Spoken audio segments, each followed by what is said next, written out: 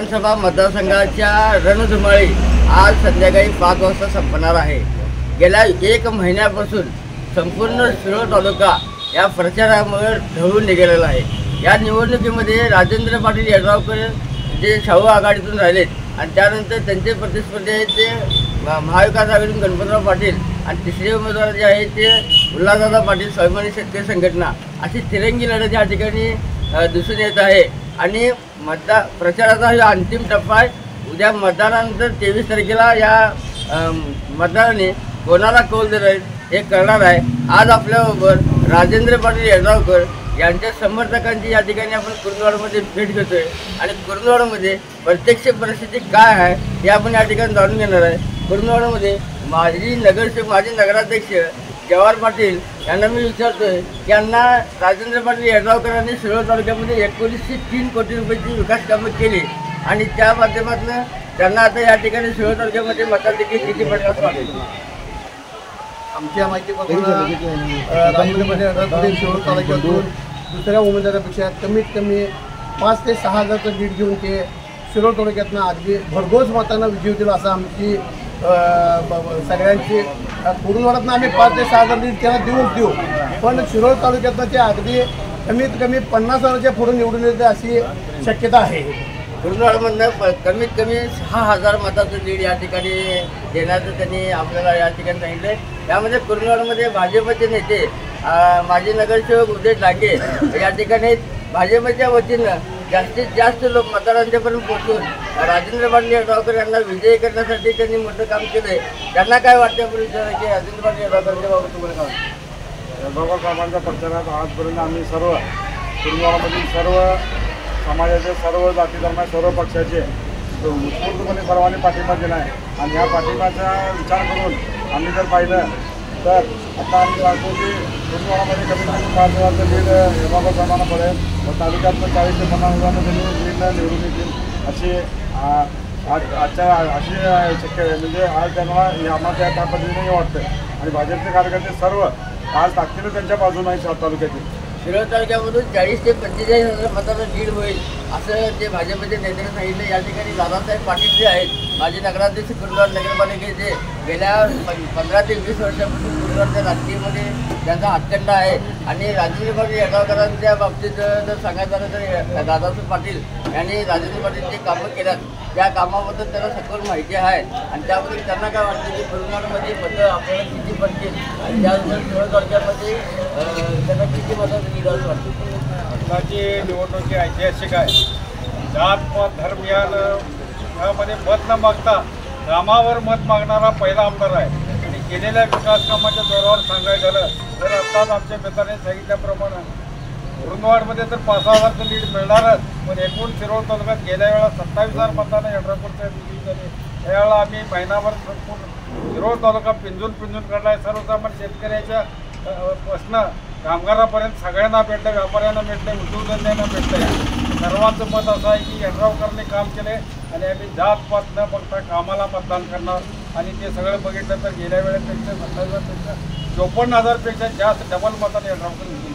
Double मतांना Yadravkar विजय होतील। यावर्षी यड्रावकर अर्धशतक पूर्ण करतील मताधिक्याचं असं त्यांनी सांगितलं। या ठिकाणी मराठा समाजाचे नेते रमेश अण्णा मुरदुगडे जे माजी नगराध्यक्ष कुरुंदवाड नगरपालिकेचे कुरुंदवाडमध्ये सर्वाधिक मताधिक्य मराठा समाजाचं सर्वाधिक मतदान आहे आणि त्या बाबतीत मी विचारते रमेश अण्णांना की आपल्या बैलवाडीचा जवळजवळ 80% भाग यड्रावकरांच्या बरोबर आहे, त्याजवळ कुरुंदवाड देखील आहे। मग कुरुंदवाडमध्ये मराठा समाजाचं मतदान किती टक्के प्रमाणात होईल आणि कसं होईल?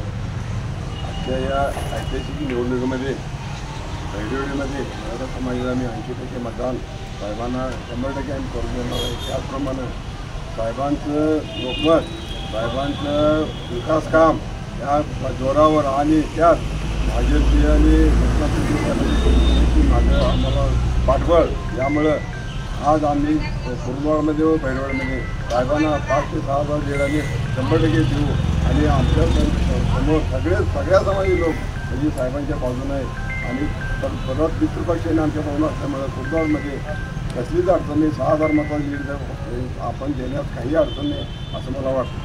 कुरुंदवाडमध्ये कोणत्याच प्रकारची अडचण नाही असं त्यांनी सांगितले।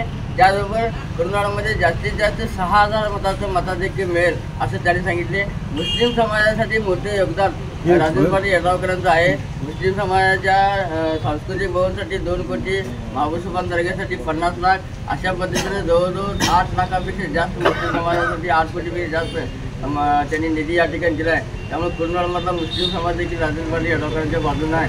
मी या ठिकाणी आमचे मुस्लिम समाजाचे नेते बाबासाहेब या ठिकाणी त्यांना विचारते, तुम्ही याबद्दल काय सांगा?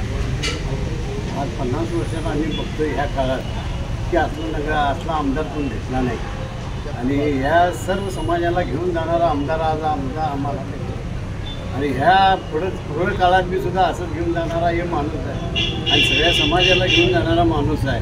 आमच्या मुस्लिम समाजातले जास्तीत जास्त 70-80% तर मतदान पडणार. 4 लोकांमुळं कुठंतरी भावनिक हे होतील, पण आमच्या 70-80% तर मतदान येड्रावकर साहेबांना पडणार. निश्चितच या ठिकाणी आपण बघतो की सर्व समाजाच्या आणि सर्व जाती धर्माच्या लोकांनी येड्रावकरांना डोक्यावर घेतले. त्यामुळे यंदा कुरुंदवाडमध्ये येड्रावकर यांना कमीत कमी 6,000पेक्षा जास्त मताचं लीड या ठिकाणी मिळेल असा ठाम विश्वास या ठिकाणी कार्यकर्त्यांनी केलेला आहे. या ठिकाणी राजकारणातले मुरब्बी म्हणून ओळखले जाणारे भंबीरे साहेब या ठिकाणी, त्यांना काय वाटते आपण विचारू? आपण कोरोना काळातील परिस्थिती बघितली. यावेळी किती आमदार आणि किती लोकनेते करण्यासाठी आले आणि किती जणांचे प्राण येड्रावकरांनी वाचविले याचा एक लोकांनी अहवाल बघावा. किती लोकांची प्राण वाचविली. आज त्यांनी त्या सर्वसामान्य लोकांसाठी आज उदगाव येथे 900 बेडचं हॉस्पिटल बांधत आहेत. तसेच दत्तवाडीचे नवीन बिल्डिंग करून सर्व रुग्णांची सोय करून दिलेली आहे. पुराच्या काळात सर्व शेतकऱ्यांनी सगळ्या म्हणजे पूर्ण सोयी आपली ताकदीने हे करून त्यांनी पाठिंबाने जेवण आणि वैराची सोय करून दिली.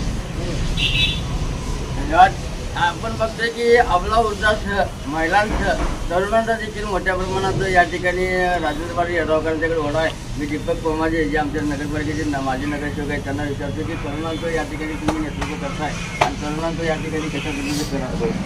आज या उभारल्या विधानसभेच्या निवडणुकीत आम्ही जसं जे प्रचार करायला बाहेर पडलो, आम्ही बाहेर पडताना आमचे कार्यकर्ते असायचे 100-125 असायचे.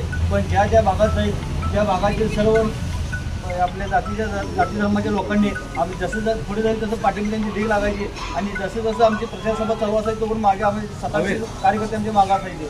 पण एवढा जर निधी आणला आहे आणि जी कामं केली आहेत येड्रावकर साहेबांनी, त्या जोरावर युवा वर्ग आमचं जे असेल ते सगळं येड्रावकर साहेबांच्या बाजूने आहे आणि जे येड्रावकर साहेब कधीही त्या युवकांना काय नाराज केले नाहीत. काय असेल ते त्यांचे प्रश्न पूर्ण केलेले आहेत. आणि कुरुंदवाडमधून तसं बघायला गेलं तर आम्ही 5-6 म्हणतोय.